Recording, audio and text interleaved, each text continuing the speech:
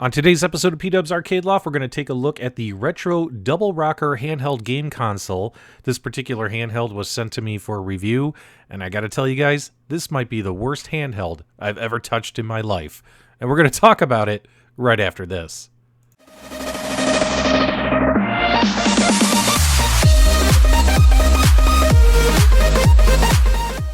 Okay, guys, we're back. Let's go ahead and get this thing unboxed and take a look and see what we're dealing with here. So, this is another one of those over-the-seas generic consoles that are all over the place.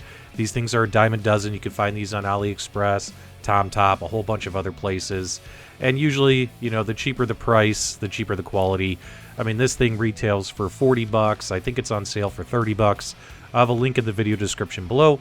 Does come with a cheap pair of headphones that they throw in here. Probably one of the cheapest pairs of headphones I've ever seen and felt. These things feel like they're going to break the minute I put them inside my ears. But as we continue with the unboxing, we'll tell you a little bit about the product. Obviously, it comes with a USB charging cable.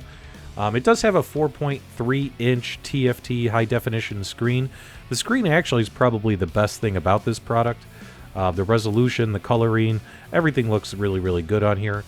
This obviously also comes with 8 gigabytes memory, does support AV output, does have TF expansion support, and of course, because these are coming from overseas where it's the Wild West, they usually come with a memory card that's preloaded with games. So we have about 1,000 built-in games on the memory card that's included here.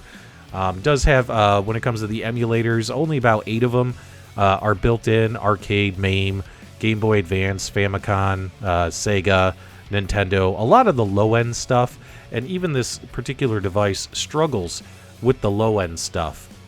We're going to go ahead and get this thing out of the packaging here, and let's take a look at the build quality and all that stuff. Now, the lithium battery in here is supposed to last for about 4 to 6 hours of support for a handheld. However, I don't think I would ever play this thing again. I know I sound really, really bad on this one, but I'm just so disappointed in this thing. It's called the double rocker handheld with these double rocker analog sticks, as well as we have, you know, A, B, X, Y. The quality of buttons is just terrible. Everything just feels out of place. Everything feels stiff.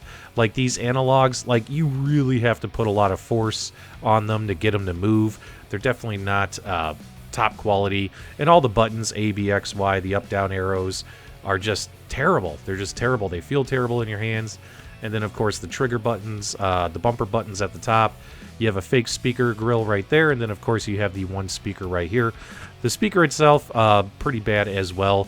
This thing is super quiet. The sound as well sounds all choppy, but it could just be the emulators and the games and the ROMs they're using. It's just not that great. And of course, on top of it, you have your power switch, as well as your volume up and down, port for charging, etc. Let's take a look at the user interface. As you can see here, the user interface is just bad. It's just really bad. It looks like a generic cell phone user interface.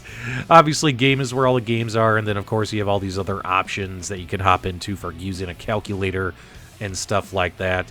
A lot of fluff added in here. You can hop down the settings. So if this thing comes out of the box and it's in a different language, you can click in here and you can switch it to English, but I wouldn't recommend purchasing this product. I understand sometimes folks are looking for a cost-effective solution, but the more higher-end Anbernic devices and things like that, you're going to get what you pay for. You're going to get a better solution than something like this. This thing is just god-awful. It's a pain in the butt to navigate, very clunky. The buttons are terrible, everything.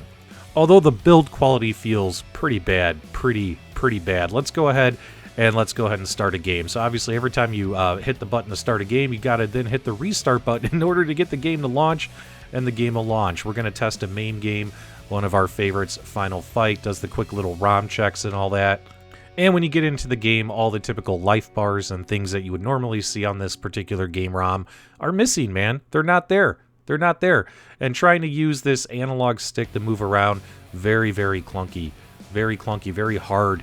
You're sitting there, you really just pressing it as hard as you can to get the character to move. And the sound, of course, is a bit choppy and things like that. This is just... The only thing is the screen looks pretty good. Minus that, they put a decent screen in here. But the product is just pure garbage, unfortunately. It's just garbage. I can't recommend this product.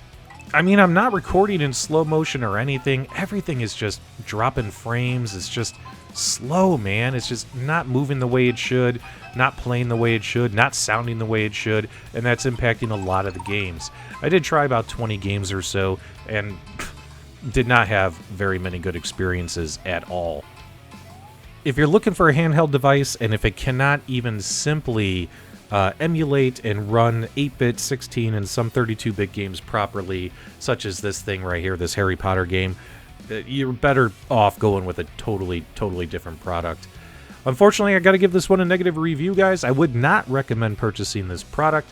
If you are going to get a handheld device like these from these AliExpress websites and things like that, TomTop, where, you know, these things are, you know, preloaded with the goodness, you're going to be better served just picking up Ambernick devices, man. Just grab those.